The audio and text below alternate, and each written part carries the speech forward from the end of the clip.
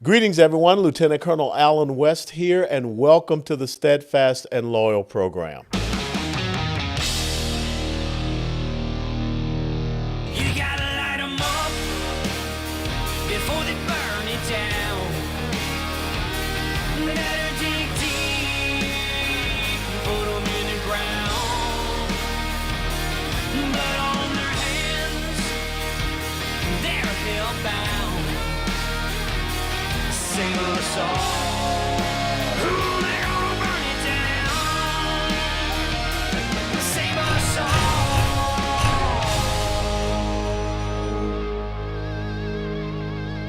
before they burn it down.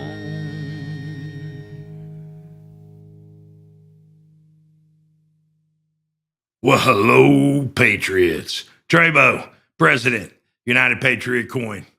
Today's story time is back in a day when our currency represented real money. What I'm holding in my hand right here is a $10 gold certificate that simply states to pay on demand $10 in gold coin. To make that simple, this was real money, and this was a receipt representing real money. Fast forward to today, fiat currency, backed by the government's promise to pay. Let you understand that, right? If it was still backed by gold, this one coin would get you 220 gallons of gas at $5 a gallon. I don't have to tell you that that would only get you 2 gallons of gas. You figure out what's going to get you further. Hard money, fiat currency. As always, stay safe, be prepared.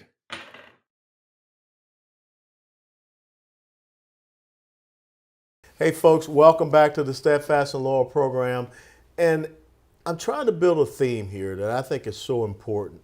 When we look at Texas, and, I wrote a book, that talked about Texas and hold Texas, hold the nation, because so goes Texas, so goes the United States of America. And right now, a lot of people aren't talking about Texas. They talk a lot about Florida and what's happening there. They talk about what's going on the border here. And I think that Texas can be doing a lot more as a Lone Star state to protect the sovereignty of its state and also the sovereignty of the United States of America.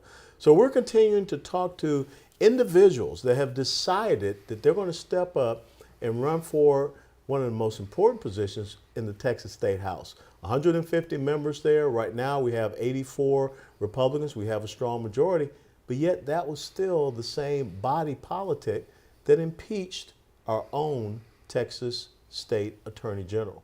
As a matter of fact, actually the Democrats impeached him because they had 61 votes and Republicans only had 60. So we're going to talk to an incredible fellow here by the name of Mitch Little. Let me repeat that. We're going to talk to an incredible man here by the name of Mitch Little, who can give us a lot of thoughts, perspectives, and insights on a lot of things that are happening.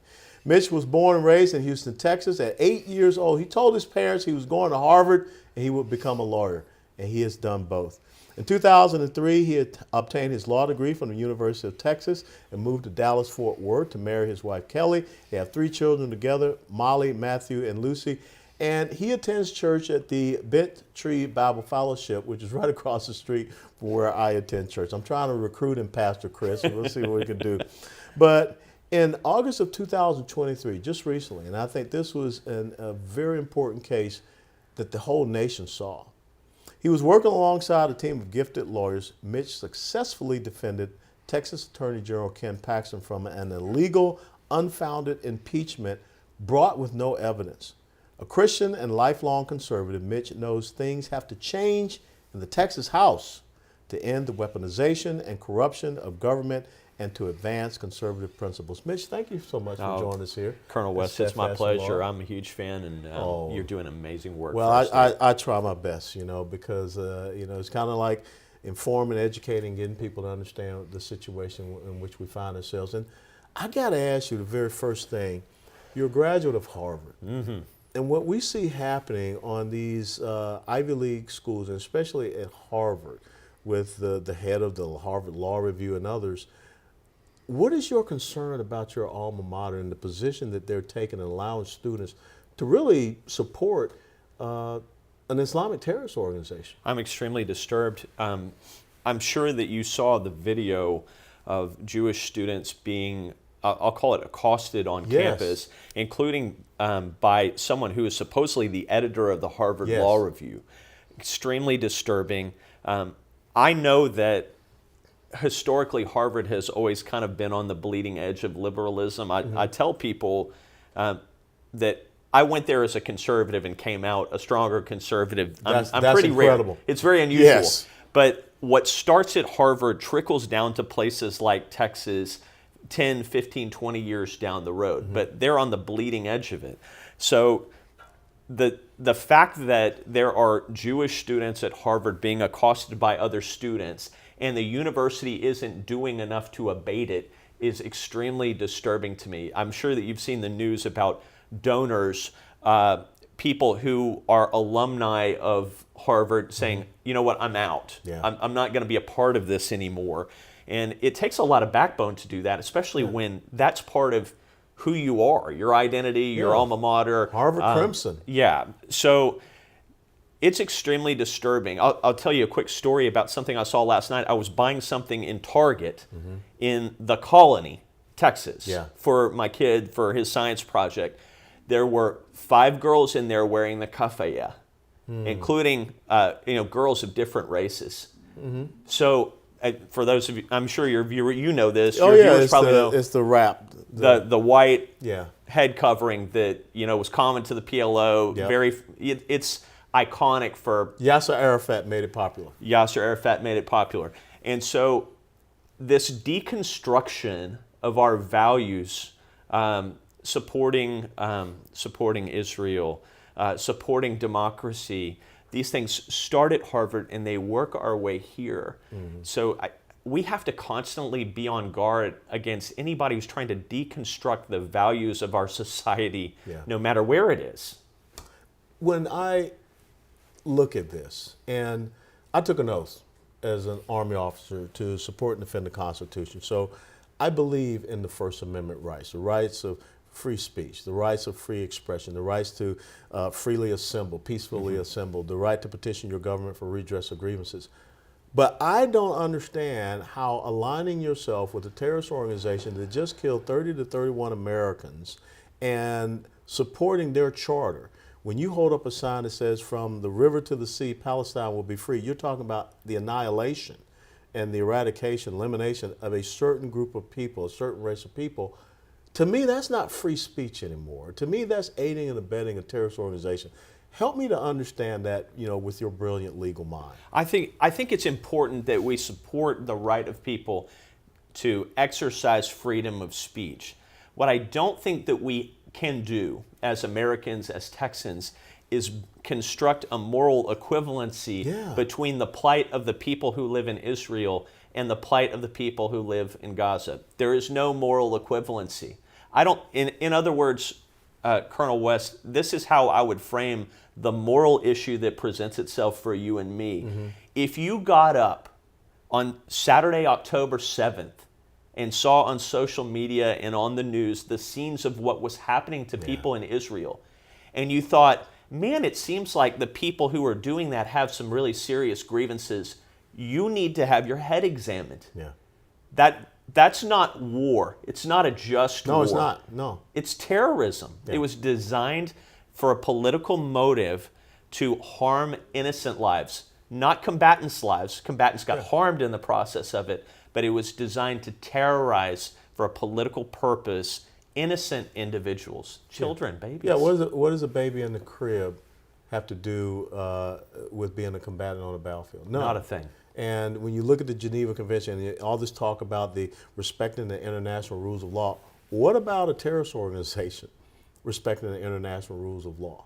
And what about a terrorist organization that is out there using humans, using their own people as shields in this conflagration? So let's draw an analogy to what's going on at Harvard. Israel is combating people who don't share their norms, right? We're not on the same page morally.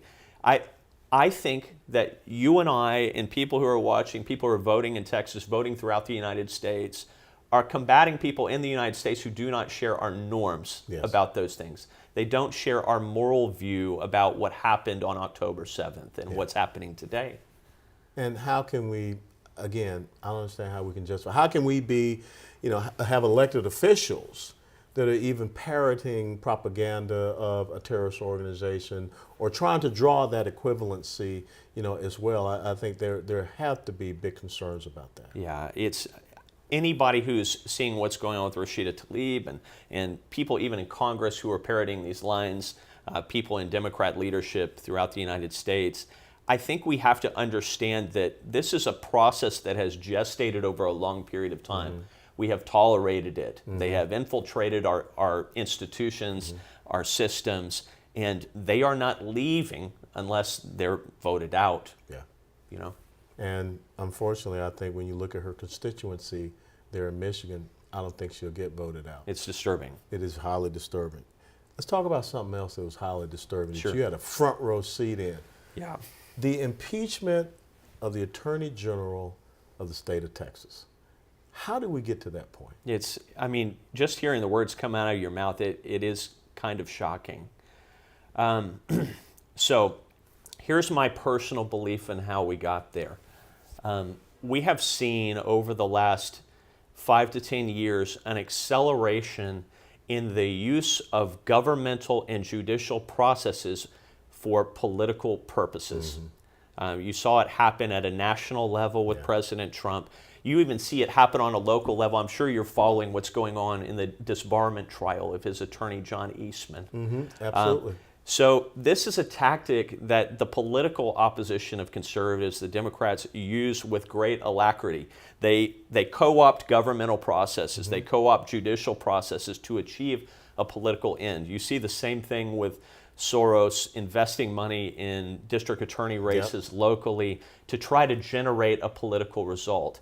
The thing that should disturb your viewers, that disturbed me at the outset of this, was the agreed co-option or adoption of that process by Republicans in the Texas House without evidence. If Republicans are willing to use judicial and governmental processes to harm other Republicans, who is going to be the bulwark for people like you and me who elected those officials to office? Is lawfare. It is amazing to me how we are taking what should be the rule of law and completely perverting it. And the hypocrisy out there is laughable in that there are so many people that, look at our border.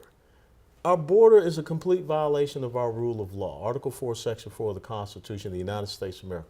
And no one's doing anything about it. It's disturbing. But yet, all of a sudden, we're going to go through a body politic, the Texas State House, who can't go through an entire legislative session and pass legislative priorities that have been laid out for them. But in 48 hours, they can, without any research or whatever, say, we're impeaching the Attorney General. So the thing that has surprised me is that following Ken Paxton's acquittal, there has been no accounting for the people who voted for it. No one is asking them, hey, you voted for that. There was no evidence. What do you say about it now? There's never been an accounting post-trial. No one's saying I was duped by the Speaker of the House. No one's saying I was misled by the House General Investigating Committee. No one's had to say those things. Ultimately, the voters are going to have to be the people who hold those representatives accountable for their votes without evidence. And it wasn't done out of ignorance, Colonel West, because those representatives who voted to impeach were hearing from their constituents saying, don't do this. Yes. This is wrong. You're abusing the process.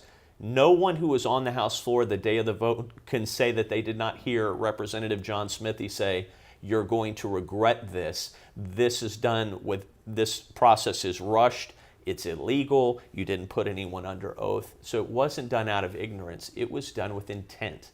And the purpose was to overturn the will of the voters who elected Ken Paxton in that office, one, and to shift the balance of power and influence. It's always about power and influence, right? It is.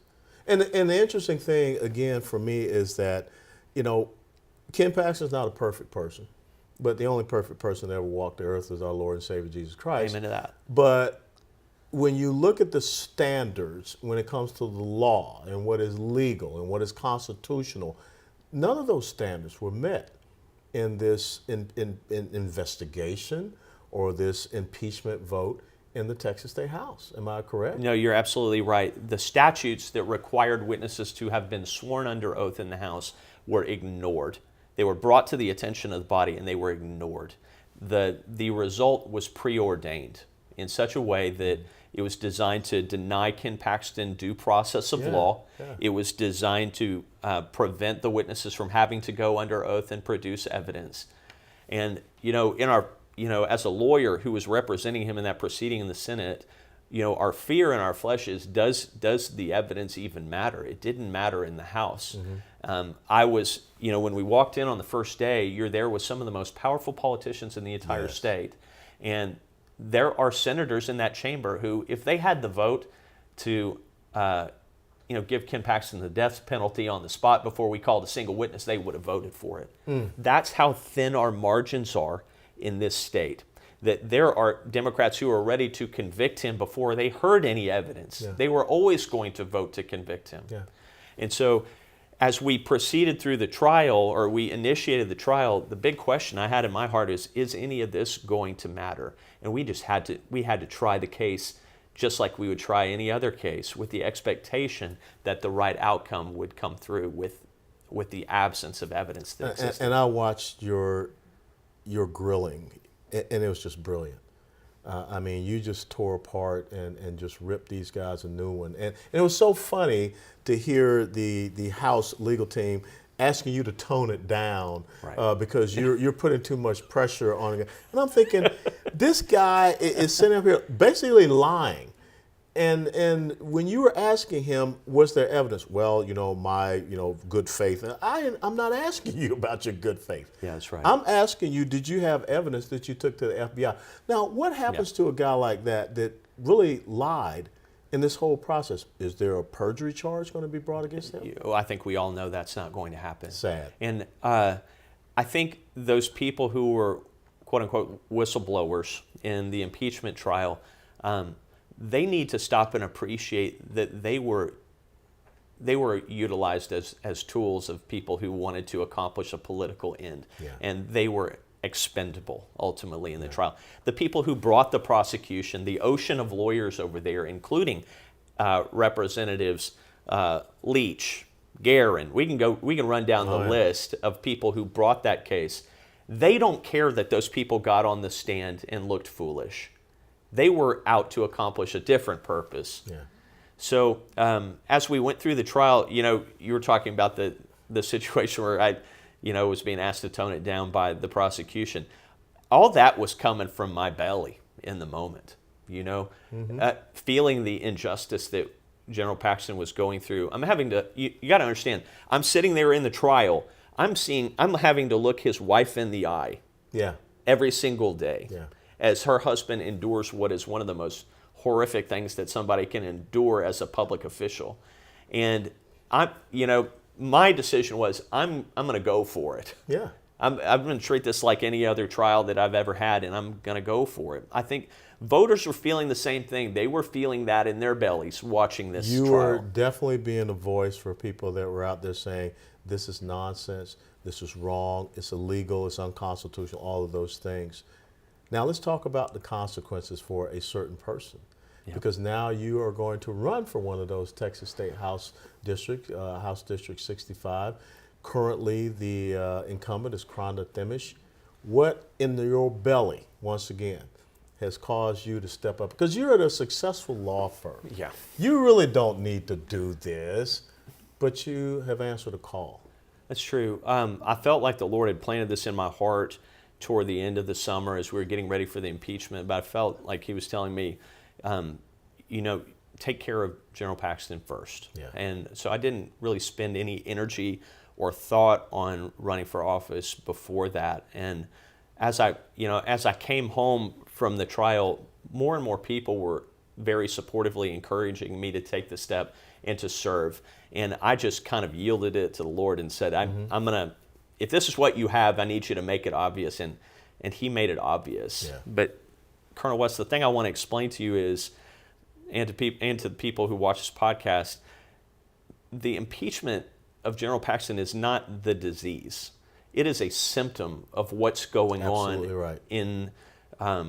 in the legislative body of our state government. So what's happening is we have a Speaker of the House who, the representative I'm opposing, she supported as soon as she got into office. Mm-hmm. She accepted money from him, campaign donations. She took money from the largest center-left PAC, Texans for Lawsuit Reform, that tries to prevent Texas conservative legislative priorities from moving forward. And Texas for Lawsuit Reform was kind of somewhat behind this impeachment as well. They had the puppet strings. Yeah. They had the puppet strings of the impeachment. So the Speaker of the House, Dade Phelan, who's in the middle of his own battle right now with the statewide elected officials, Governor Abbott, Lieutenant Governor Patrick, he is there to ensure that conservative legislative priorities don't pass because he is elected in the Texas House by both a Faustian bargain of both Democrats and Republicans who support him. It's not done the way we see it in the United States Congress, where Republicans caucus together and say, hey, we're going to make sure that we elect a Republican as Speaker when we're in the majority so that we can pass our legislative priorities. Here in Texas, we have this horrific bargain between the center-left in our state and the PACs who support them. And it shouldn't be that way. It shouldn't be that way. I think, I feel and I see this in you, I think at the heart of every Christ follower is reform. If we see something that's broken, we need to fix it. Absolutely. And it doesn't mean that God's going to give us the power we need to fix it immediately, but we just have to take that first step and then wait for the next step and then step after that. It's incremental. It is incremental. And we don't understand that idea, that system of incrementalism. So often we, on our side, we want to score the touchdown immediately, but the left is good at 3 yards here, 4 yards there, picking up a first down, continuing to march down the field. Yep. We've got to understand that system of incrementalism. We've got to look at these systems that, like you said, we have to reform. So in you going down there to Austin, what would be your top 2 priorities as a state representative? I think the top 2 priorities, it's hard to pick 2 because there are a lot of things that haven't been fixed yet. Yeah. The things that are on my heart the most, election integrity. Okay. We're not seeing enough reform. And I think the question I would ask is, do voters feel more confident today in the outcome of elections than they did in 2020 or in 2016 or in 2012? And I think we can do more as a state to ensure that the outcomes of elections are protected from outside influence. I think that's something that is on a lot of people's hearts right now. Property taxes, taxes in general. I think what I'm seeing is people are struggling to make ends meet. They're struggling to pay their grocery bills. They're struggling to make sure that their kids are cared for. And we're being taxed out of our ability to do the things that we want to do as a state. So I'm going to cheat and give you a third one. The main thing that is on my heart right now is the school choice. Yeah. Making sure that parents who have kids that are either trapped in schools that are not functioning, that aren't doing well, or parents who would like to have an opportunity to give their kids a faith-based education or a homeschool education without strings attached to tell them, you need to be involved in high-stakes testing, or you need to, subscribe your curriculum to somebody else's agenda. Those families that want an opportunity to do those things, that they have an opportunity to do them. I think the legislature can provide that while still making sure that the public school system works well. And I will tell you also, I'll cheat and add a fourth one because of your experiences. I think you're the perfect person to go up and bust up the cabal of corruption that we have down there in the Texas State House and in Austin, period. It's there. I'll just tell a quick personal story. While I was in the middle of the impeachment trial, I saw how it happens. You go down there, you get elected to office, and you think, I'm sure people go down there with all types of goals and desires, missions, and the process of being co-opted happens so quickly and so does. easily. You know where it happens is you get in an elevator as a state representative or a state senator, and someone says, "Oh man, you look so good today," or "Man, I really liked what you said on the floor." Yep. And it's this temptation to be motivated by something other than what drives our hearts and what drives the hearts of our voters. Yep. And whether it's money, power, influence inside the building, I think people get co-opted over time. I'm sure you've seen it. I saw it at the national level, the United States House of Representatives. Yeah. I saw it. You might see someone 10 or so years later after being elected and go, "That's not the same person I knew 10 years ago." Yeah. It's happening here. Absolutely so. The last question I'm going to ask you is not for you to respond to me, but to respond to the people out there. Why is it that your race, and why is it that the Texas State House is important for the United States of America? Yeah. And so, Colonel West, it's important for voters in Texas to understand, as goes Texas, so goes the nation. If we do not, and this is what voters need to understand, our margins in Texas are slimmer than we realize. I think we have become accustomed and complacent to thinking that Republicans and their priorities are going to control a conservative Texas over a long period of time. It is an election-to-election proposition. And unless, this is a time, really, I think we're seeing it not only with the Israel issue, not only with the weaponization of government issue, not only with legislative priorities in Texas not being passed, but we are in a war. And in times of war, we need warriors. We need people who are going to oppose the corruption that's there in the House.